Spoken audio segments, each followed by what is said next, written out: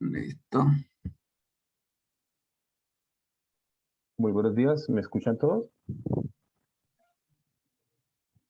Sí, se escucha. Listo, yo te presento Perfecto. entonces. Muy buenos días. A continuación tengo el gusto de presentar a Eduard Becerra, quien nos hablará sobre soluciones radiales a problemas de ecuaciones diferenciales parciales semilineales. Edward actualmente se encuentra trabajando en la Universidad Nacional de Colombia. Entonces, démosle una bienvenida a Edward y las gracias por hacer parte de este evento. Gracias, Edward, por iniciar. No, realmente yo soy el que debo agradecer a los organizadores por pues, considerarme para presentar este trabajo. Em, sé que pues, son muy selectivos, pero igual les agradezco que pese a que yo no soy realmente un experto en geometría diferencial, me hayan considerado. Muchas gracias de verdad. Bueno, básicamente el día de hoy quisiera hablar de soluciones radiales a problemas de ecuaciones diferenciales parciales semilineales, ¿vale? Este trabajo es un trabajo conjunto con el profesor Juan Carlos Galvis de la Universidad Nacional y con el profesor Nicolás Martínez, también de la Universidad Nacional. Bueno, la idea seminal de este trabajo es básicamente estudiar un tipo de problemas específicos asociados a una ecuación diferencial parcial semilineal de la forma en la cual estoy presentando, la ecuación 1. Pero definidos sobre una variedad riemanniana, no necesariamente sobre R o sobre la esfera o sobre variedades reales, sino básicamente consideramos una métrica riemanniana arbitraria. Con esta idea en mente, entonces, nosotros lo que hicimos fue retomar una idea inicial del profesor Juan Carlos Galvis, una idea seminal, en la cual él había considerado alguna serie de problemas en los cuales aparecía esta ecuación diferencial y bajo ciertas condiciones el problema se lograba reducir a una ecuación diferencial ordinaria mediante un método de cambio de variables. Entonces, digamos que este problema ya ha sido muy estudiado en varios contextos y por varios autores. Y básicamente el método era muy parecido. Consistía en hacer un cambio de variable, disponer unas coordenadas apropiadas para el problema y usando esas coordenadas se transformaba el operador de Laplace-Beltrami definido sobre los espacios y entonces la ecuación se reducía, suponiendo unas condiciones adicionales sobre los parámetros de la ecuación. Entonces, vamos a ver unos ejemplos para más o menos entender por dónde es que va la cosa. ¿Okay? Entonces, el primer ejemplo es el ejemplo de los números reales y entonces en ese espacio uno plantea el operador de Laplaciano usual y entonces haciendo una sustitución de coordenadas polares y suponiendo que los parámetros de la ecuación dependen solamente de la coordenada radial, uno podría reducir la ecuación diferencial a la ecuación que estoy presentando.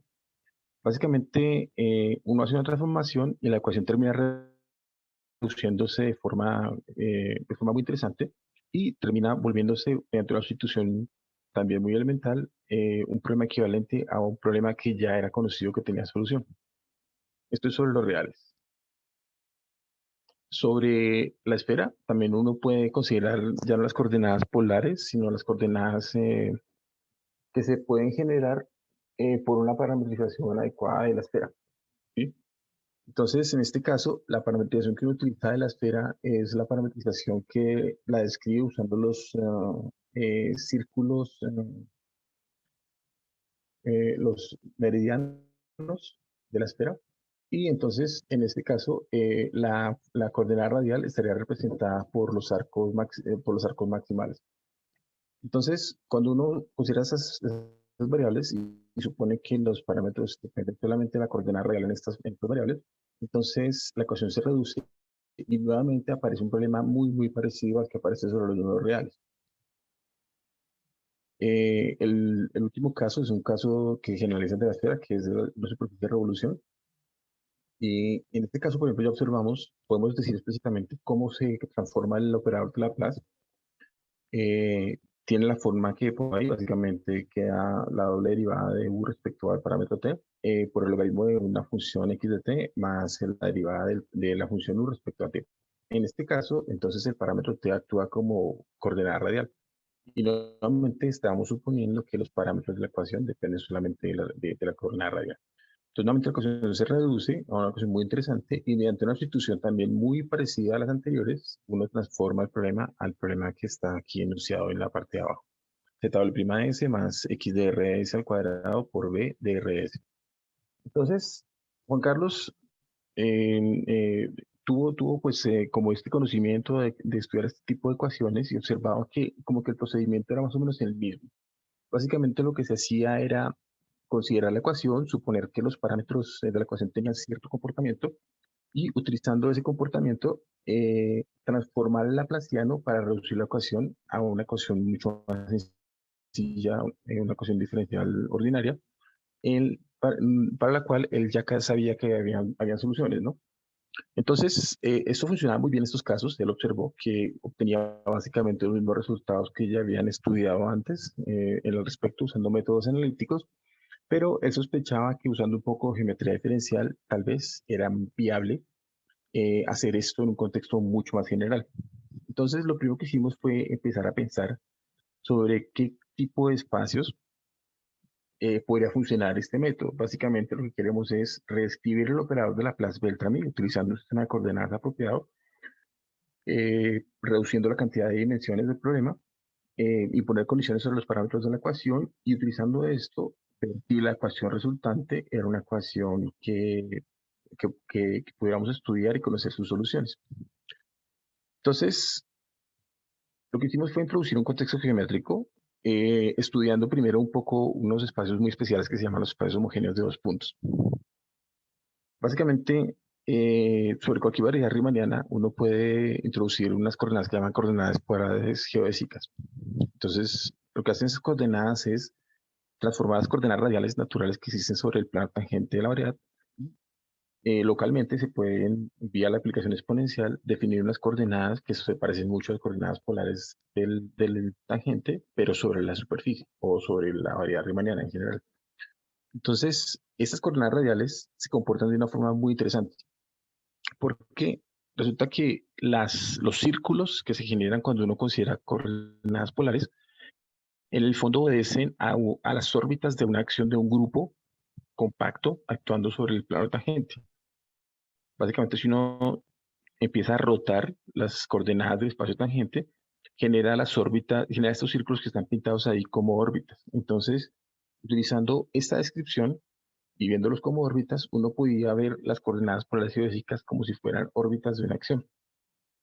Y entonces, en este contexto, uno introduce los espacios homogéneos de dos puntos. Básicamente, los espacios homogéneos de dos puntos son unos espacios cuyo grupo de simetrías tiene un comportamiento muy específico, pero intuitivamente nosotros podemos considerar que son espacios en donde esta aplicación que se define aquí vía la aplicación exponencial es una aplicación que se puede definir globalmente sobre toda la variedad. Es decir, yo puedo coger el espacio tangente y cubrir la variedad utilizando las coordenadas polares geodésicas, entonces esos son los espacios homogéneos de dos puntos. Esos espacios homogéneos están plenamente caracterizados, han sido estudiados por muchos autores, por Helgason, por tal vez Josh. Y entonces uno tiene una especie de clasificación. De esa clasificación nosotros estudiamos particularmente estos tres espacios, ¿cierto? En donde observamos que en efecto el operador de Laplace también es específica. Básicamente nosotros lo que observamos era que si presentábamos en coordenadas locales el operador de Laplace-Beltrami, entonces el operador de Laplace-Beltrami tomaba la forma de la ecuación 3. Básicamente aparecía el laplaciano como la doble derivada de u, logaritmo natural de a derivado, por u'. Entonces aparecía esta función a especial que está ahí en la ecuación 3. Es una función que representa algo específico dentro de dentro de la variedad. Y básicamente lo que está representando es la medida de la esfera geodésica de radio R. Entonces, ¿qué estamos haciendo? Vamos a volver un poco sobre la diapositiva esta. Entonces, básicamente la DR lo que está representando es como la medida de esas esferas geodésicas que se estaban proyectando. Entonces, En ese momento nosotros observamos que se juntaban dos cosas muy interesantes. La primera era que estábamos considerando las coordenadas polares geodésicas como si fueran, los círculos en las coordenadas polares geodésicas como si fueran órbitas de una acción. Y segundo, el término que nos permitía reducir o que nos permitía transformar el operador de Laplace también en estos espacios era una función muy especial que se llama, que representaba la medida de esa esfera, de esos circuitos geodésicos. Entonces, pues en general se habla de una esfera, pues porque la dimensión podría ser mayor, no necesariamente son círculos. Y entonces, en esos espacios homogéneos de dos puntos, uno en la literatura puede encontrar esta forma de escribir el operador de Laplace-Beltrami, y usando esa forma de escribir el operador de Laplace-Beltrami, uno podía repetir todo el proceso que hicimos en los ejemplos. Y entonces uno básicamente puede empezar a estudiar espacios, esos espacios homogéneos o ejemplos de esos espacios homogéneos y plantear el mismo problema. Y es, dada la ecuación semilineal definida sobre estos espacios, ¿cómo garantizar la existencia de soluciones? ¿Sí? Pero entonces, naturalmente también tenemos que suponer las mismas condiciones que supusimos antes. Y es que los parámetros y la solución son parámetros que dependen solamente de la coordenada radial. Entonces la pregunta en el fondo perdón, la conclusión en el fondo era que sobre estos espacios homogéneos de dos puntos uno podía pensar muy generalmente el problema y era de plantear el operador de Laplace-Beltrami, transformar el operador de Laplace-Beltrami y tratar de encontrar soluciones radiales al problema que estábamos estudiando. Entonces la respuesta es muy interesante porque en efecto en estos espacios también podíamos hacer el mismo truco y este tipo de estudio del problema tampoco es muy nuevo, básicamente porque Helgason ya lo había considerado en alguna referencia, pero en el contexto de los espacios de Lorentz. ¿Sí? Sin embargo, pues nosotros estudiamos los espacios homogéneos, pareció muy interesante y en particular, ahí es donde va el comentario de que los círculos polares se podían considerar como órbitas de una acción, nos permitía entender el problema en un contexto mucho más general. Entonces, nosotros empezamos a estudiar un contexto en el cual pudiéramos generalizar esta idea. Entonces, nosotros lo que hicimos fue considerar una variedad un poco más general, por ejemplo, ya nosotros consideramos el toro u otras variedades, que ya no son espacios homogéneos de dos puntos. ¿Sí? Porque ya no son espacios homogéneos de dos puntos. Bueno, primero porque no cumple la definición, pero intuitivamente se puede entender que que el toro no es un espacio homogéneo de dos puntos, porque aunque queramos, si consideramos el tangente y las coordenadas polares geodésicas y las proyectamos sobre el toro, esas coordenadas no van a cubrir completamente el toro. Entonces, este no es un espacio homogéneo de dos puntos y sin embargo nuestro análisis nos permite extendernos a este tipo de variedades. Ok, entonces para poder pensar un poco más en general el problema, nosotros lo que hicimos fue introducir la noción de grupo, de isometrías. Entonces básicamente una acción de grupo es una aplicación continua eh, que a cada elemento del grupo le asigna un diffeomorfismo que se comporta bien respecto a la acción. ¿Sí? Entonces, este tipo de acciones, este tipo de conceptos nos permite definir unas subvariedades muy interesantes, que son las órbitas, ¿cierto? Y una vez que uno considera acciones de grupo, entonces puede tratar de pensar en una noción que se considera muy importante en este trabajo, que es las acciones polares. Entonces, una acción polar básicamente existe una sección que actúa transversalmente a las órbitas. ¿Sí? Entonces, por ejemplo, en el caso que tenemos aquí en nuestro dibujito, ¿cierto? Entonces, si yo pongo a rotar los círculos que están acá, entonces genero rotaciones también en los círculos geodésicos que están sobre la variedad, y entonces la proyección de la coordenada radial, que es la flechita roja que está arriba, devuelve también una coordenada en la variedad. Entonces, esta coordenada en la variedad genera una subvariedad que se comporta perpendicularmente a los círculos geodésicos. Entonces, si los círculos geodésicos son órbitas, esta flecha lo que nos estaría generando es una subvariedad de la variedad riemanniana que se comporta perpendicularmente a los círculos geodésicos, por tanto sería nuestra subvariedad transversal. Entonces, por ejemplo, las coordenadas físicas serían un caso particular de, consideraríamos una acción polar. ¿Ok?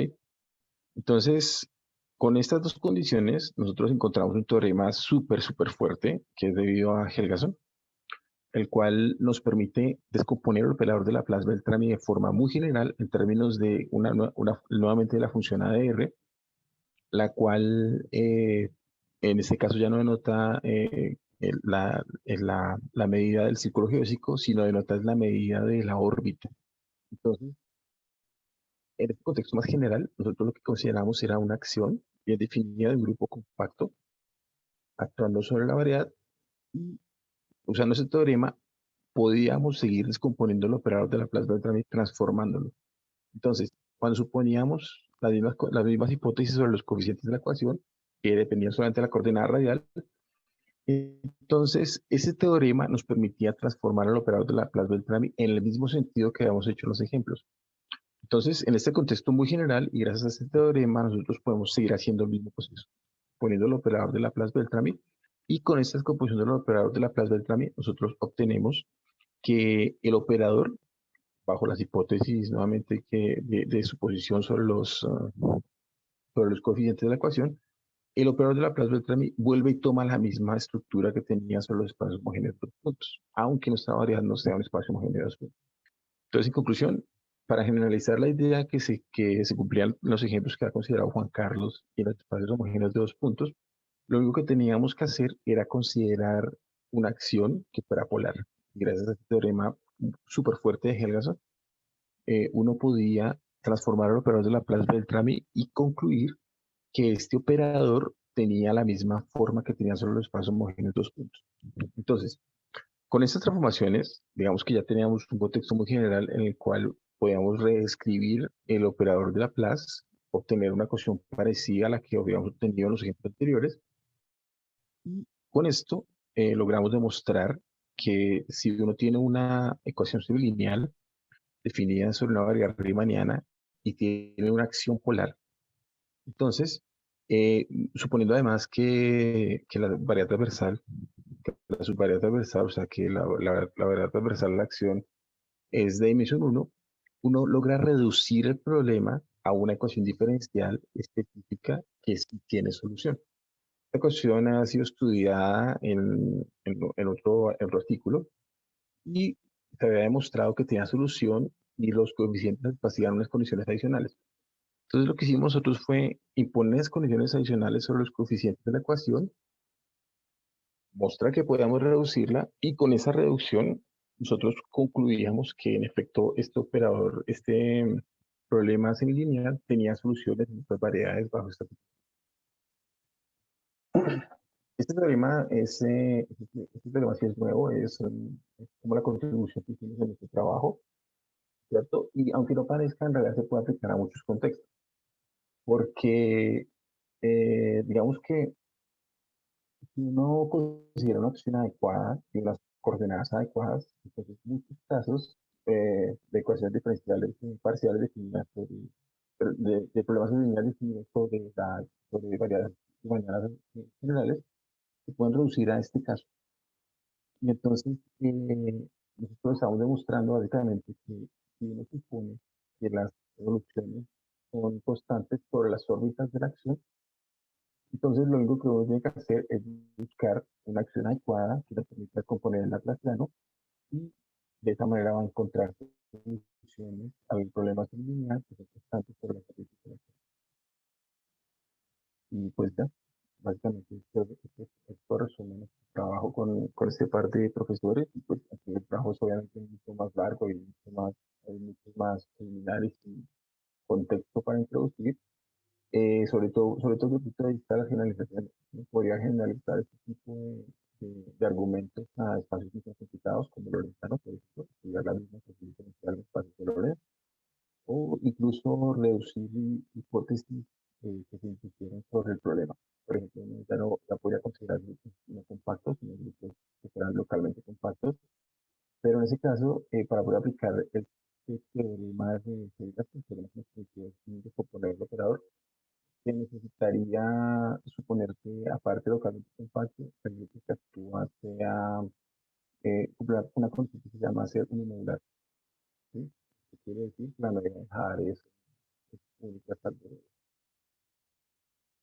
salvo múltiples escalas. ¿Ok? Pues ya, listo. Les agradezco mucho por haberme escuchado y pues si alguien está interesado, la bibliografía al respecto está pues, en las últimas páginas. ¿Alguien tiene alguna pregunta? Bueno, entonces, gracias, Edward.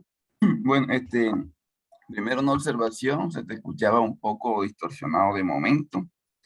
Entonces, posiblemente ahora hay algunas preguntas para ver si de pronto se puede resolver un poco el problema de conexión, qué sé yo. Listo, entonces, bueno, si hay preguntas para Edward, este es el espacio oportuno para hacerlas. Entonces, estoy a la espera de ustedes.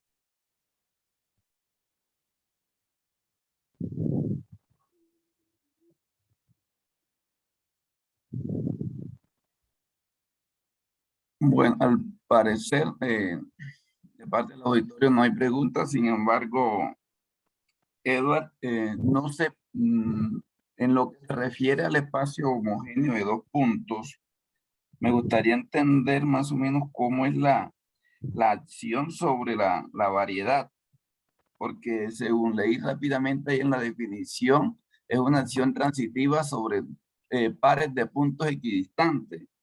Entonces eso nos llevaría a pensar que las órbitas consisten de solo dos puntos. Entonces, mi pregunta va en la dirección de si eso es o no correcto. No, no necesariamente, porque la definición lo que dice es que existe algún elemento Ajá, del muy grupo de bien. geometrías.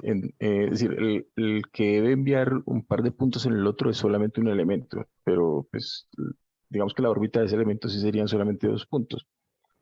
Pero el grupo que actúa es un subgrupo del grupo de isometrías que podría tener órbitas infinitas. Ok. Ah, listo. Muchísimas gracias, César. ¿Ok?